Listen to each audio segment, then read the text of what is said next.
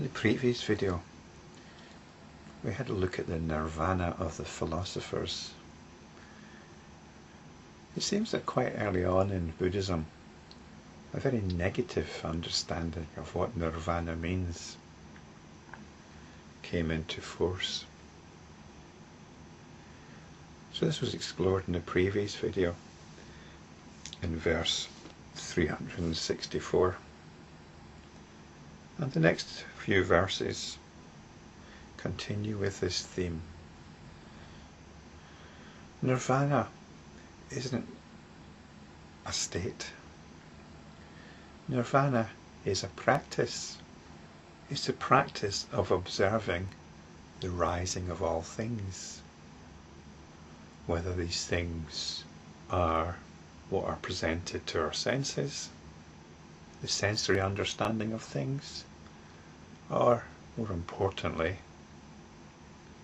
the arising of our thoughts, moods, and feelings. When you're in a position whereby you can actually observe all this without getting sucked into it,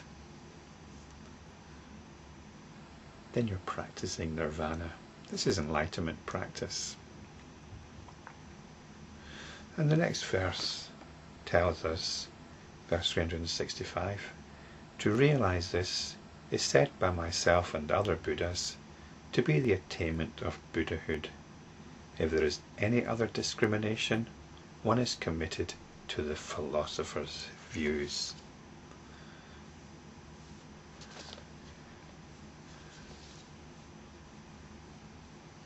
So this validates the practice in no uncertain terms. We are not getting caught up in ideas about nirvana. We're not getting caught up in sets of beliefs.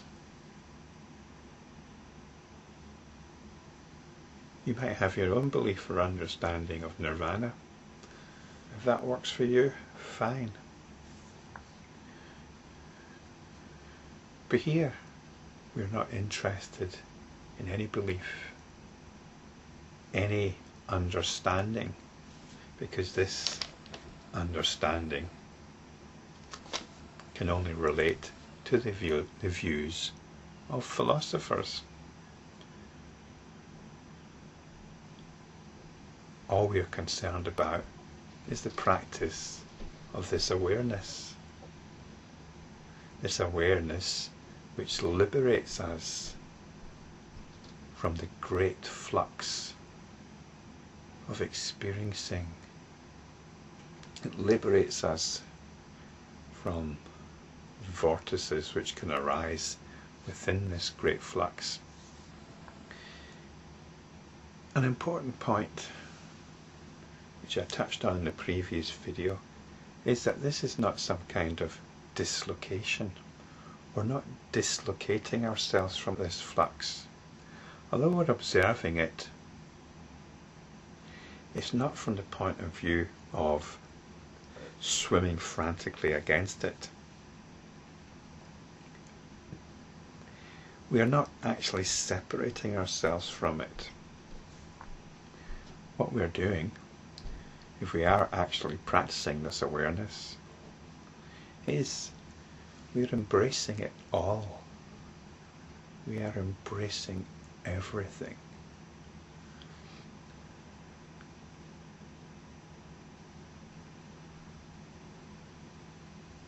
Because this little me cannot do anything. It's only awareness that can do anything. And awareness is not separate from everything. Awareness encompasses everything. And if you want to get an emotional sense of what this is like, then it's love. This isn't usually spelled out so often in Buddhist understanding, but it can't actually be anything else. So perhaps now we can get a sense of Buddhahood. And the next few verses reinforce this point. Verse 366, nothing is born, and yet things are being born. Nothing dies, and yet things are passing away. All over millions of worlds, what is seen simultaneously is like a lunar reflection in water. So this is an expansion of what was described in verse 364 as seeing the rise of all things. So there's a lot of stuff apparently going on. And we experience this, we see this, and we want to react to it, we want to get involved in it. But the practice is realizing that nothing is born. This is the stepping back from the whirlpools, from our moods.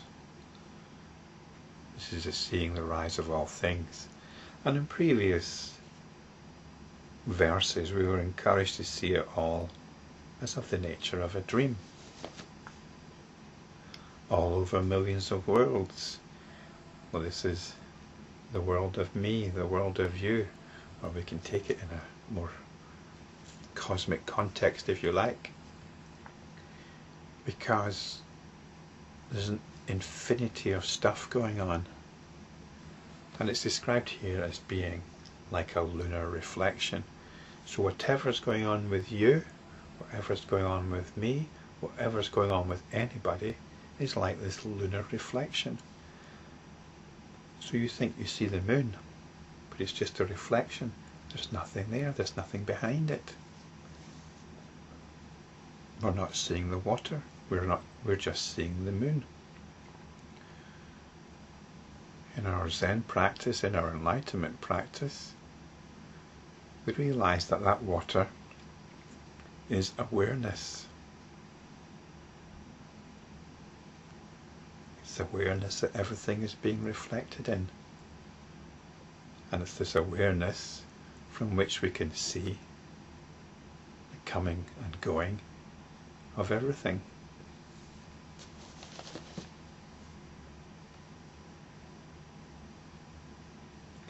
Verse 367 tells us, unity being transformed into plurality, rain falls and fire burns. As a mind is changed into many thoughts, they declare that there is mind only. And who declares it? Well, it's the one that's observing the rising of all things.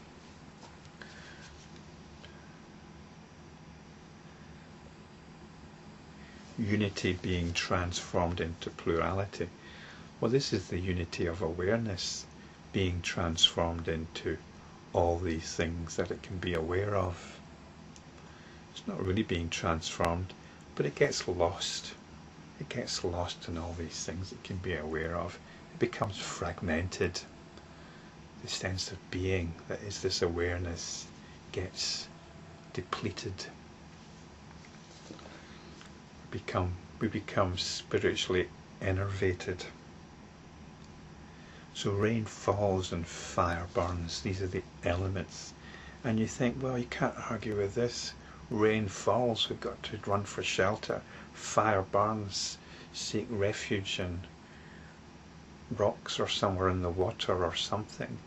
So we're scurrying around all the time, having to deal with the elements and what life throws at us. We've got to get on with things, haven't we? If you're a yogi, you can go and find a cave and meditate there. But most of us aren't yogis.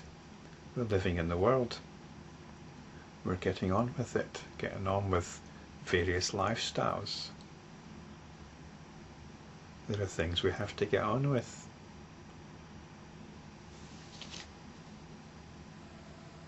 But we can watch what's happening. As a mind is changed into many thoughts, as that mind of awareness is changed into all the things it's aware of, depending on our moods. Our moods take ascendance, but if we can observe this, if we can see this, then we're coming back to mind only, and we're practicing nirvana once again. And that's what the next verse talks about, coming back to mind only. But I think I'll leave that until the next video.